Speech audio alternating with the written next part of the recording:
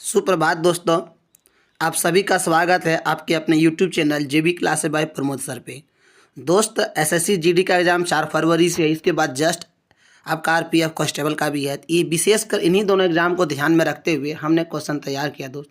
इसमें आपको वे सारे क्वेश्चन मिलेंगे जो इम्पोर्टेंट हो, जो पूरा 2024 में हो या फिर जनवरी का भी है इसमें जुड़ा हुआ, जो कि आपके एग्ज़ाम में आने की ज़्यादा संभावना रहती है।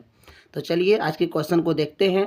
पहला प्रश्न है कि निम्नलिखित में से किस राज्य सरकार ने आपातकाल के दौरान जेल गए लोगों के लिए 20,000 रुपये मासिक पेंशन को मंजूरी दी है। तो इसका सही जवाब है उड़ीसा। इसका मतलब क्या है दोस्त कि जो लोग आपातकाल के दौरान लॉकडाउन के आपातकाल आने की जब देश में इमरजेंसी लागू किया गया था 1975 के आसपास में, उस समय जो भी लोग जेल गए थे, ठीक है, उसके लिए जो है 20,000 रुपये पेंशन देने की बात की गई है। एक्चुअली हुआ क्या था दोस्त, इसको समझ लेते हैं तो क्या होगा ना, आपको डायरेक्ट याद हो जाएगा, रटना नहीं पड़ेगा। करंट अफेयर याद करना बहुत मुश्किल काम होता है।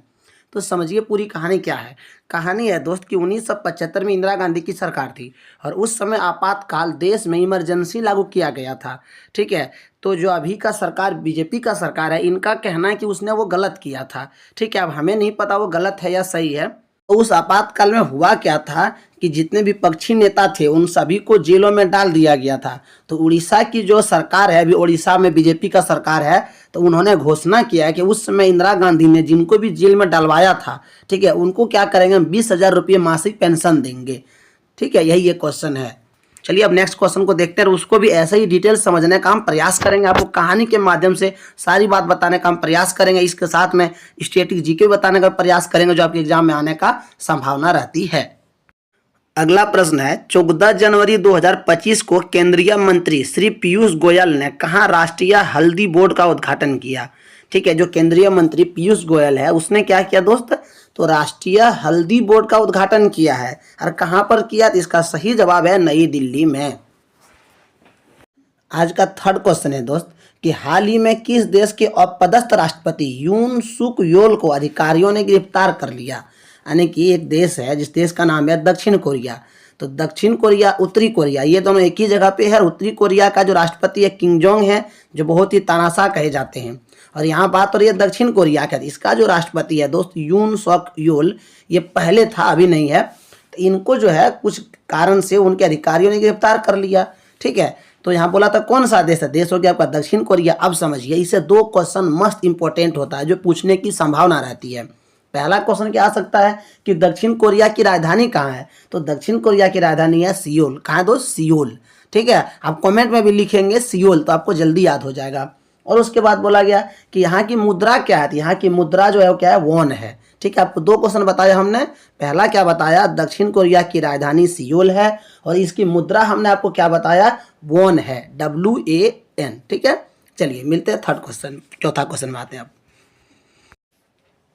अब जो चौथा क्वेश्चन है, निम्नलिखित में से किसने 15 जनवरी को मुंबई में नौसेना डॉकयार्ड में नौसेना के 3 अग्रणी जहाज INS सूरत, INS नीलगिरी और INS वासगीर को राष्ट्र को समर्पित किया। तो इसका जवाब है प्रधानमंत्री श्री नरेंद्र मोदी। अब है, हाल ही में कहाँ प्रधानमंत्री नरेंद्र मोदी द्वारा भव्य श्री श्री राधा मदन मोहन जी मंदिर का उद्घाटन किया गया है। तो हमारे प्रधानमंत्री जी नरेंद्र मोदी ने राधा मदन मोहन मंदिर का उद्घाटन नवी मुंबई में किया। कहाँ किया गया, नवी मुंबई में, ठीक है। नेक्स्ट क्वेश्चन है, खनिज क्षेत्र की चुनौतियों पर विचार विमर्श करने के लिए फ्यूचर मिनरल्स फोरम 2025 कहाँ शुरू हुआ।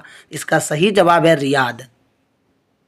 अब 8वां क्वेश्चन है, हाल ही में किस एशियाई देश ने माघे संक्रांति सांस्कृतिक त्यौहार मनाया गया है। तो समझिए दोस्त, एशिया जो है, एशिया, बांग्लादेश, भारत, पाकिस्तान, ये सब जो है आपका आता है एशियाई देशों में, ठीक है। एशिया महादेश का देश है। और यहाँ पर नेपाल जो देश है वहाँ पर एक त्यौहार मनाया जाता है, इसका नाम है माघे संक्रांति, ठीक है। और नेपाल की जो राजधानी है काठमांडू है। और नेपाल की जो रुपया है, वहाँ की रुपया क्या है, वहाँ की मुद्रा क्या है, तो नेपाली रुपया है। अच्छा, एक चीज़ और जान लीजिए दोस्त, एक ब्रिक्स का सम्मेलन हुआ था, ब्रिक्स का संगठन बना था। जो ब्रिक्स का संगठन बना था, इसका जो ऑफिस है वो कहाँ पर है, तो नेपाल की राजधानी काठमांडू में ही है। अगला है, भारत ने 15 जनवरी को कौन सा सेना दिवस मनाया है। तो 15 जनवरी को थल सेना दिवस मनाया जाता है। और अब की बार जो था दोस्त ये 77वां दिवस था, ठीक है। ये कौन सा था? 77वां, 77। नेक्स्ट क्वेश्चन है दोस्त, हाल ही में भारत द्वारा डैश पीढ़ी की एंटी टैंक मिसाइल नाग MK2 का सफल परीक्षण किया? इसका जवाब है तीसरी पीढ़ी।